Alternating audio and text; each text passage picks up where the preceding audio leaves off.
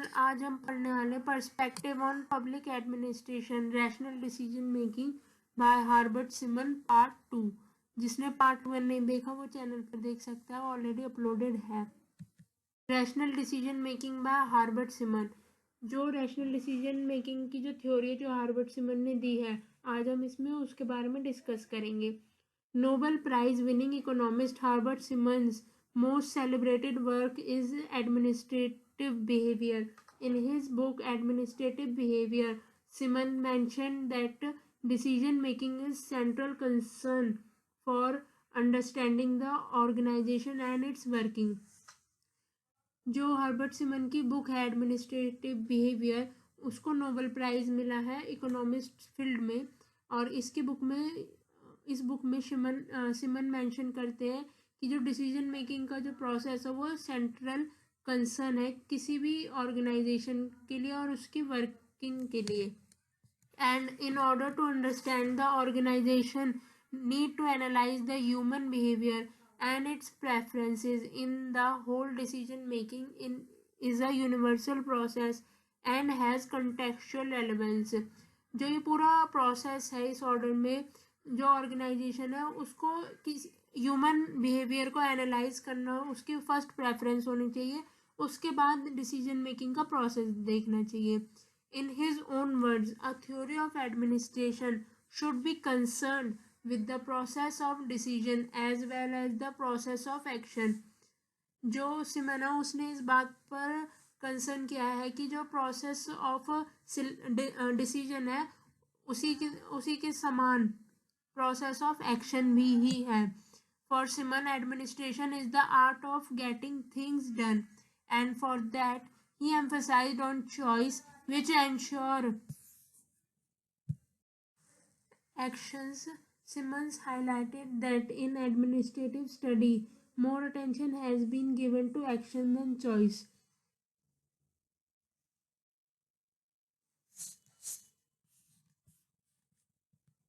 सिमन ने बेसिकली इस बात पर जोर दिया है डिसीजन मेकिंग के प्रोसेस में कि चॉइस जो है वो एंश्योर करती है किसी भी चीज़ के एक्शन को। तो सिमन highlighted that in administrative study more attention has been given to action than choice। किसी भी चॉइस के इसमें हमें पहले एक्शन पर ध्यान देना है comparison then choice. Decision making study is the study of choice behavioral approach। Simon asserted that one has to understand that every administrative activity involves two different and interrelated activity। जो decision making study है वो study है choice behavioural approach की। सिमन इसमें कहते हैं कि किसी को भी समझने के लिए पहले एडमिनिस्ट्रेटिव एक्टिविटी के जो दो डिफरेंट है और इंटर रिलेटेड एक्टिविटी इन्वॉल्वमेंट है उसे समझना पड़ेगा। These are deciding, decision and doing action.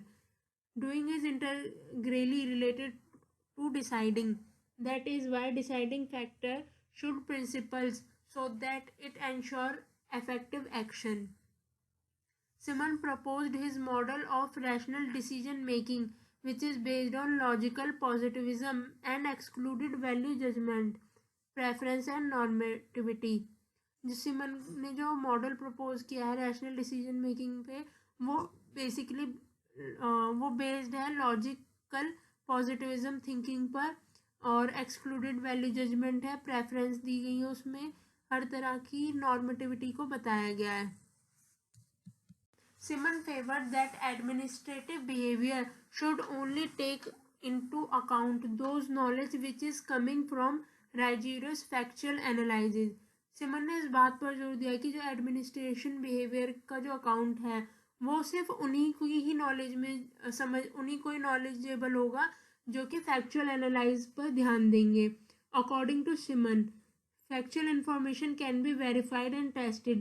They are highly objective in nature, but value-based judgment are subjective in nature and cannot be tested। सिमन ने कहा है कि जो फैक्चुअल इंफॉर्मेशन होगी वो वेरीफाइड है और उनको टेस्ट भी किया जा सकता है और ये हाईली ऑब्जेक्टिव है नेचर पर, मतलब इन पर ट्रस्ट ज़्यादा किया जा सकता है। और जो वैल्यू बेस्ड जजमेंट होंगे जैसे कि सब्जेक्टिव इन नेचर होंगे, मतलब उन पर ढंग से भरोसा नहीं किया जा सकता और ना ही वो टेस्टेड हो सकते। Simon believed that decision making is a tough task as the decision maker within an organization is consistently facing new complex challenges and out of many possible alternatives. The decision maker has to select the most suitable alternative to provide a practical and workable solution to the problem. According to Simon, कि जो ये decision making का process है वो बहुत ही tough task है किसी भी डिसीजन मेकर के लिए जो ऑर्गेनाइजेशन में काम कर रहा है। वो ज़्यादातर नए नए चैलेंजेस फेस करता रहता है, उसके सामने बार बार प्रॉब्लम्स आती रहती हैं और उन प्रॉब्लम्स के अल्टरनेटिव ऑप्शन होते हैं पॉसिबली। तो जो डिसीजन मेकर है उसको उन पॉसिबल अल्टरनेटिव में से सुटेबल अल्टरनेटिव सिलेक्ट करना होगा और जिससे कि वर्केबल सिचुएशन बन सके उस प्रॉब्लम के लिए। Simon's decision making theory is based on the basic idea of rational decision maker possesses perfect and complete knowledge about understanding the problem. Problem has all the required information and has the farsightedness to vision out the possible alternative and best alternative too. जो rational decision making का जो idea है वो basically इस बात को knowledgeable करता है कि किसी भी अल्टरनेटिव के लिए एक बेस्ट अल्टरनेटिव होना चाहिए। जो डिसीजन मेकर है उसको थोड़े दूर की सोचनी चाहिए, उसको अपना विजन थोड़ा आगे तक रखना चाहिए, जिससे कि अगर उस सिचुएशन जो हमने पहले अल्टरनेटिव ऑप्शन सिलेक्ट किया है अगर उससे हमारा काम नहीं हो रहा तो हम किसी नेक्स्ट अल्टरनेटिव पर फॉरवर्ड करें। रैशनल डिसीजन मेकिंग का जो ये फ्लो चार्ट है उसमें ये सिमन के द्वारा ड्रॉ किया गया है। उसमें उसने कहा है is there any problem, what are the alternatives, which course of action should choose, intelligence, design, choice and implementation. The process of decision making comprises of number of stage intelligence activity. In this stage the environment is analyzed to identify the issue and event which require decision. Information as data is gathered, processed and analyzed to define the problem. किसी भी चीज़ को अगर हम एक conclusion पे जाना है किसी भी चीज़ का तो हमें पहले उसके बेसिक से शुरू करना होगा। तो ऐसे ही इसमें है, किसी भी चीज़ का हमें डिसीजन लेना है तो पहले हम उसको इन्फॉर्मेशन गैदर करेंगे in the form of data, then हम एनालाइज करेंगे और उसकी क्या प्रॉब्लम है उसको डिफाइन करेंगे। Design activity involve development of the possible alternative on the basis of processed data and each course of possible action is evaluated. This range from problem analysis, figuring out possible alternative and testing for their feasibility and practicality. जो design activity है उसमें basically हम जो हमने problem को अभी analyse किया था इंटेलिजेंस एक्टिविटी में, इसमें हम उसके अल्टरनेटिव को ढूंढेंगे।